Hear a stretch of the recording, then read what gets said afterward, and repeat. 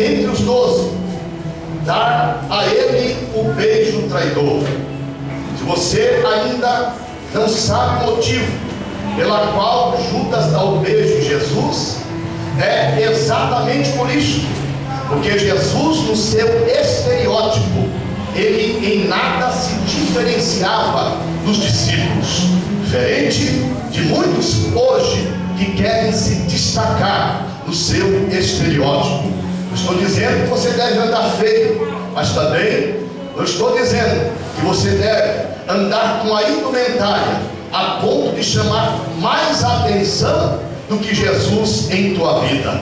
Jesus, ele, no seu estereótipo, ele era uma pessoa simples, uma pessoa que, se você olhasse para os 12, em nada ele era diferente. Só que Jesus, ele não era diferente do estereótipo, mas no seu interior ele tinha uma autoridade sem igual. Isso é verdade porque lá no livro de João, a Bíblia diz que quando a esquadra romana chega até Jesus e pergunta a ele: és tu o Cristo? Quando Jesus dá um passo à frente e responde: sim, eu sou. Quando Jesus responde apenas dizendo que era ele, toda a esquadra romana cai por terra aos pés de Jesus. Jesus poderia não ser nada no seu exterior, mas no seu interior ele era ímpar, ele era infalível, ele era dono de uma autoridade sem igual. Agora, queridos, quando a esquadra romana, muito provavelmente com o servo do sumo sacerdote, cai no chão, Pedro, que era um homem sanguíneo, era um homem nervoso, uma pessoa possessiva, pega a sua espada e corta a orelha do servo do sumo sacerdote. Mateus dá um nome para este servo do sumo sacerdote. O nome dele chama-se Malco. Diga comigo, Malco. Eu quero falar duas particularidades da vida de Malco antes que eu prossiga. Primeiro, Malco, ele era fariseu, e todo fariseu era fanático. Diga para o irmão que está do seu lado: todo fariseu era fanático. E nenhum fanatismo é bom. Nada que leve você ao fanatismo é bom. Tudo tem que ter tempero, tudo tem que ter equilíbrio.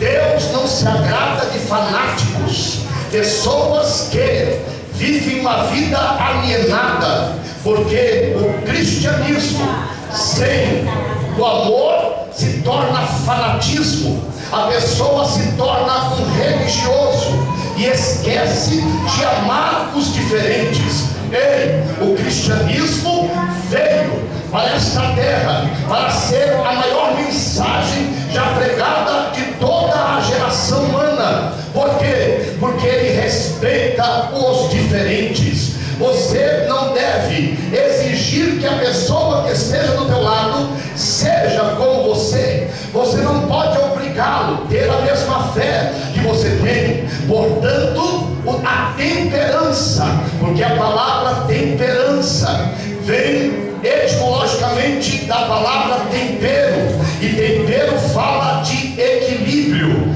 No final do ano passado, quando as irmãs aqui faziam o seu frango assado, o seu chester, o seu peru, você não colocou pimenta aleatoriamente, você não colocou sal aleatoriamente, você colocou um equilíbrio, você colocou a pimenta, o sal, os condimentos no equilíbrio. E temperança fala exatamente de equilíbrio.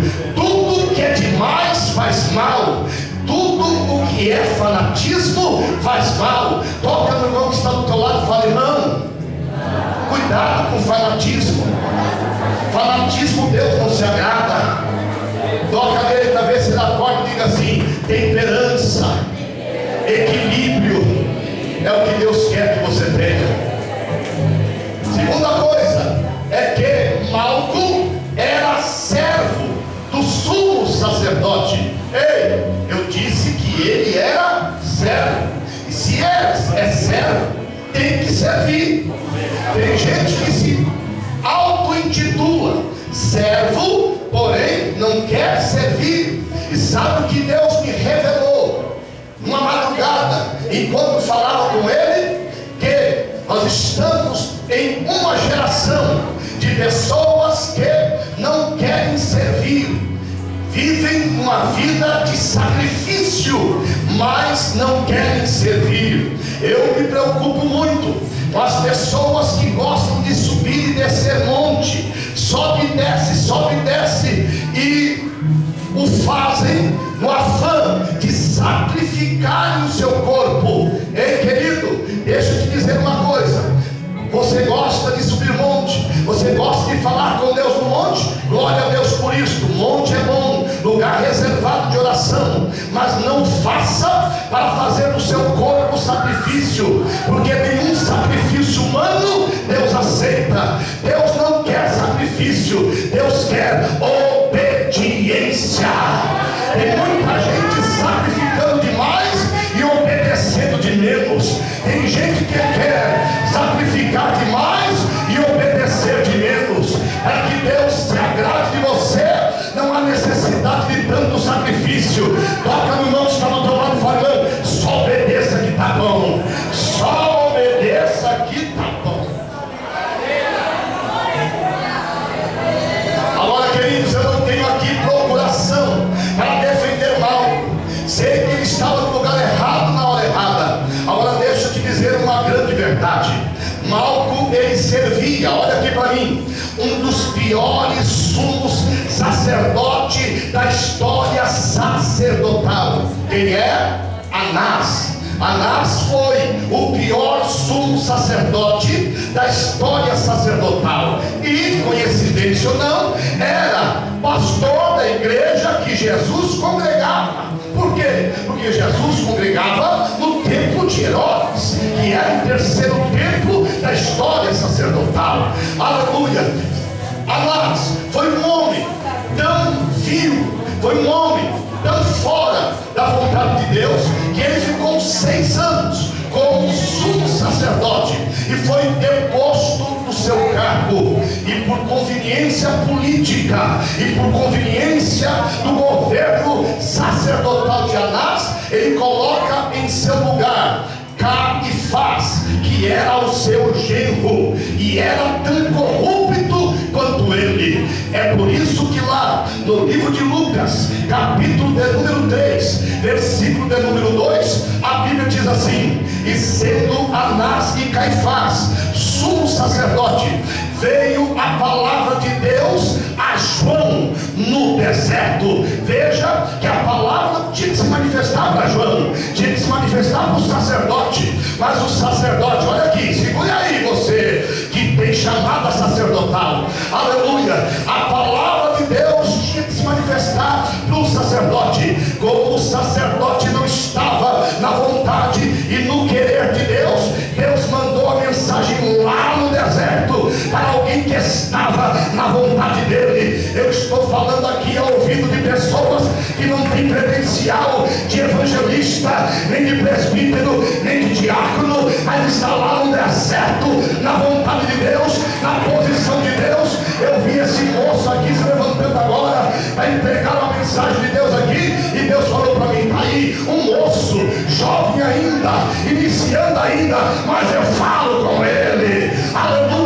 Deus fala com quem está na posição. Levante a mão aí, só para me ver quem está na posição de Deus.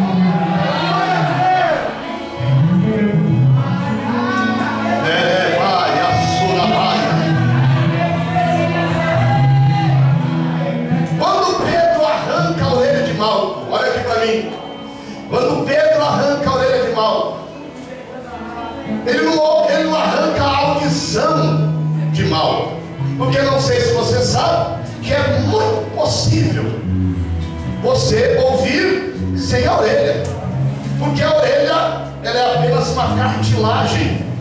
Ela faz a parte ou a função da acústica da sua audição. Isso é tão verdade que os levitas que estão aqui vão corroborar comigo. Quando você não está ouvindo um tom que o outro amigo está tocando, você logo põe a mão assim. Por quê?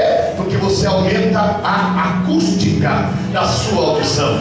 Era possível que Malco continuasse vivendo, continuasse ouvindo um pouco menos, mas continuaria ouvindo e viveria normalmente.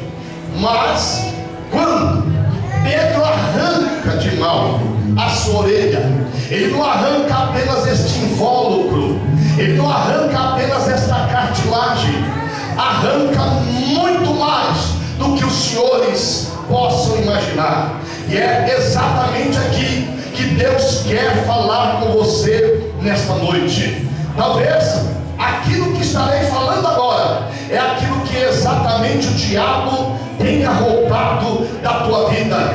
E se você crê que sou profeta, Deus vai restituir para a tua vida aqui nesta noite. Só para me ter ideia de quem quer restituição aqui nesta noite, levanta a tua mão direita com a minha aí.